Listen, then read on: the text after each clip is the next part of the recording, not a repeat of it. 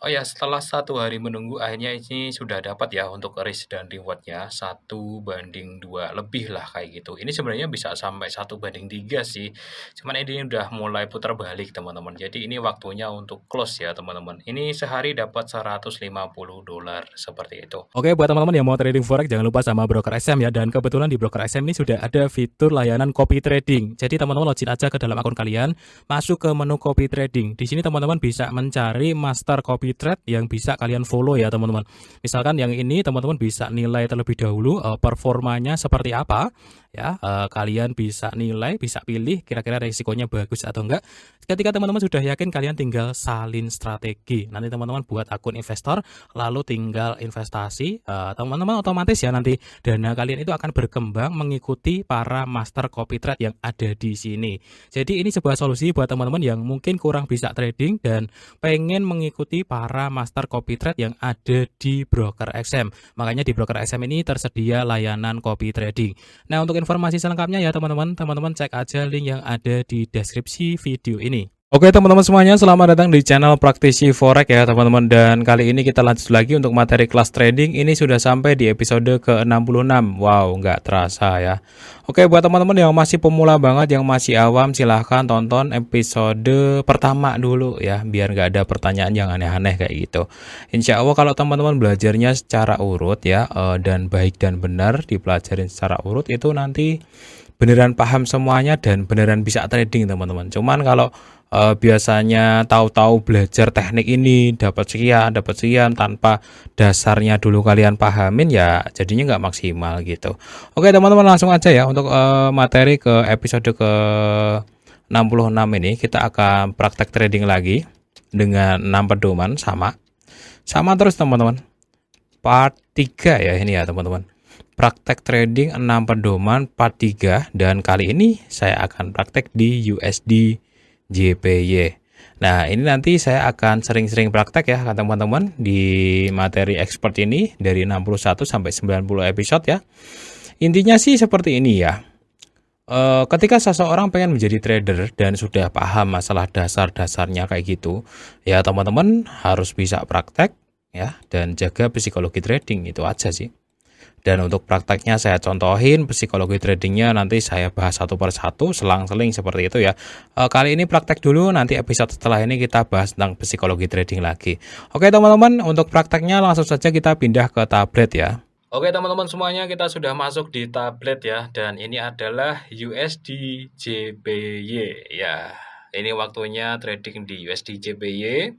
Untuk teman-teman semuanya yang mungkin mau mendalami pair USD JPY bisa disimak ya di video ini, nanti akan saya bahas juga untuk tips-tipsnya ya untuk teman-teman semuanya. Oke, kali ini kebetulan ada signal ya, setelah saya menunggu, beberapa hari, nggak beberapa hari juga sih, dari hari Senin teman-teman. Dari hari Senin mau masuk, maju mundur, akhirnya ini hari Kamis itu baru ada signal. Jadi buat teman-teman yang mengira, "Oh, Bang, lu kok setiap buka market ada signal?" Ya enggak gitu. Saya itu buka market berkali-kali, yang ada signal aja yang saya rekam gitu. Masa ya pagi saya buka market nggak ada signal Bro, gitu. Terus saya rekam juga, ya percuma juga gitu. Saya tuh buka market berkali-kali teman-teman.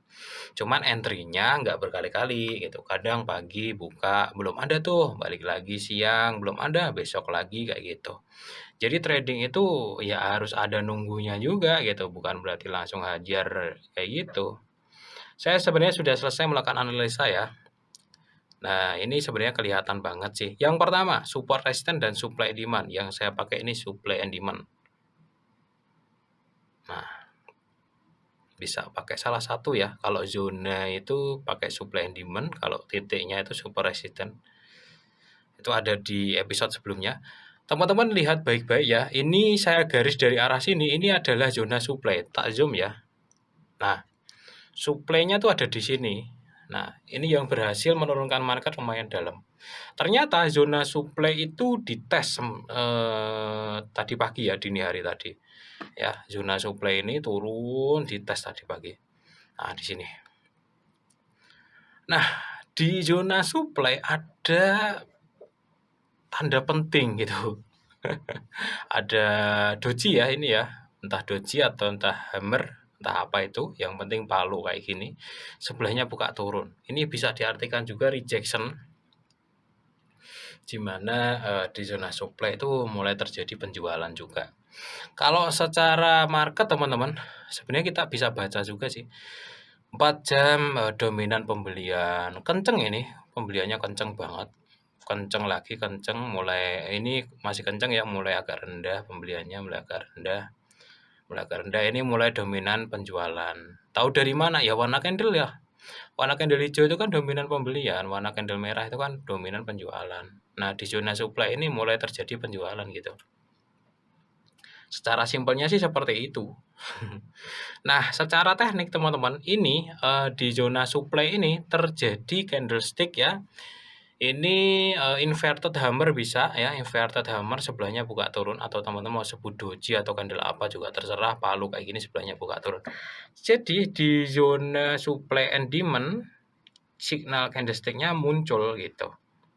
Itu yang saya tunggu-tunggu yang kayak gitu. Zona supply demand super resistance, signal candlestick-nya muncul.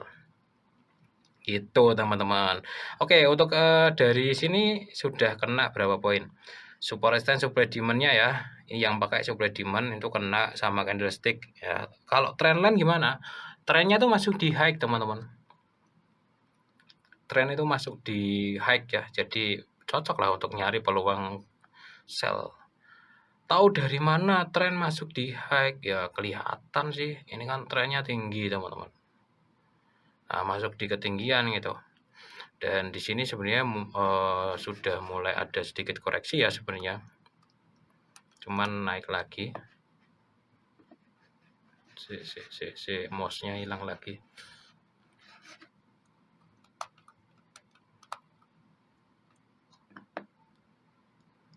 Oke, seperti itu ya teman-teman ya. Jadi di zona supply and demand dia candlestick-nya terbentuk kayak gitu. Nah, yang terakhir teman-teman, ini kan di time frame H4 ya, D1. D1 tak zoom ke teman-teman, ya candlestick terakhir ini dia menunjukkan signal sell teman-teman. Jadi bagus ya, H4-nya sell, D1-nya juga sell gitu. Jadi nggak melanggar kodrat ya teman-teman ya. Nah, ini harus dipadukan. Jadi antara H4 plus D1 itu harus apa ya namanya?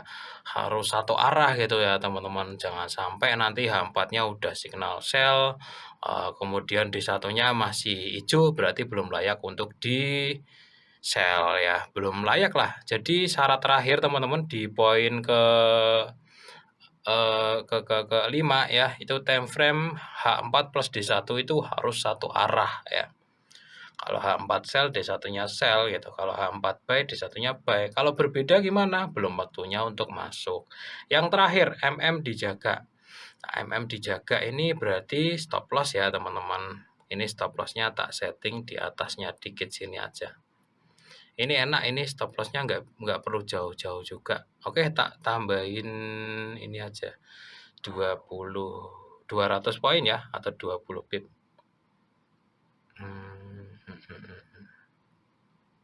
Coba. Terlalu dekat itu. Terlalu dekat, coy. Oke. Nah, di situ ya. Tadi mepet banget, teman-teman. 807, 850. Ya, agak dilonggarin dikit, teman-teman. Karena kalau terlalu dekat nanti ya dihajar nanti, ya. Oke, seperti itu ya. Kalau memang nanti dibongkar ke atas ya kena stop loss. Tak upload ke teman-teman seperti biasa kalau memang kena stop loss, tapi jangan dulu lah teman-teman. Di materi kelas trading ini saya nggak berharap kena stop loss karena memang materinya belum waktunya masuk ke stop loss ya. Oke, nanti tak lanjut lagi teman-teman. Ini adalah hari Kamis jam 9 pagi ya, tanggalnya abain aja. Oke teman-teman semuanya, ini adalah hari Jumat ya teman-teman, jam 8 pagi. Kemarin itu entry-nya adalah hari Kamis. Jadi selama 1 hari teman-teman. Oh ya, setelah 1 hari menunggu akhirnya ini sudah dapat ya untuk risk dan reward-nya 1:2 lebih lah kayak gitu. Ini sebenarnya bisa sampai 1:3 sih. Cuman ini udah mulai putar balik teman-teman. Jadi ini waktunya untuk close ya teman-teman. Ini sehari dapat $150 seperti itu. Oke teman-teman, jadi kesimpulannya adalah ini teknik sangat-sangat worth it, asalkan bisa gunain dengan baik gitu. Terutama untuk sabar di time frame H4 plus D1 ya teman-teman, seperti yang saya jelaskan kemarin. Oke, di sini saya take profit dulu, kebetulan ini hari Jumat teman-teman, jadi hari Jumat waktunya TP ya. Cocok banget sih, jadi hari Jumat waktunya pada TP dan istirahat gitu, Sabtu Minggu kan libur ya marketnya. Oke teman-teman, seperti itu. Jadi kuncinya cuman ini, untuk di episode kali ini, di zona supply teman-teman. Di zona supply sini, ada bentuk candlestick untuk seller gitu. Nah, di sini. Ini ya, ada inverted hammer, sebelahnya buka turun. Ini terbentuk lagi, inverted hammer lagi, sebelahnya buka turun. Hammer lagi, sebelahnya buka turun. Nah, ini baru nih. Hammer sebelahnya naik nih. Apakah ini cuman koreksi bentar terus turun lagi? Bisa jadi. Karena ini supply-nya cukup kuat, teman-teman. Kan market itu kalau mau turun juga nggak terus turun terus, kayak gitu kan nggak juga. Ya, kadang ada koreksi naik dulu, baru turun lagi, kayak gitu. Kan di market itu selalu ada yang jual dan ada yang beli, seperti itu teman-teman. Oke, untuk USD JPY sebagai catatan ya teman-teman. Mata uang JPY atau yen Jepang itu sebenarnya untuk jangka panjangnya itu melemah ya, melihat kondisi ekonomi dan lain sebagainya. Jadi kemungkinan besar USD JPY itu masih bisa naik terus teman-teman untuk jangka panjangnya gitu. Cuman untuk jangka pendek ya pasti ada koreksi turun naik lagi kayak gitu, baru naik kayak gitu. Gitu teman-teman ya. Jadi sedikit cerita aja sih kalau di ekonomi di Jepang itu kan menurun terus ya dalam beberapa tahun terakhir seperti ini. Ini kan Jepang dibandingkan dengan Amerika gitu ya, USD JPY. Oke, nanti kita lanjut lagi ya teman-teman di episode-episode yang lain. Kalau ada pertanyaan di video kali ini silahkan tanyakan aja di kolom komentar.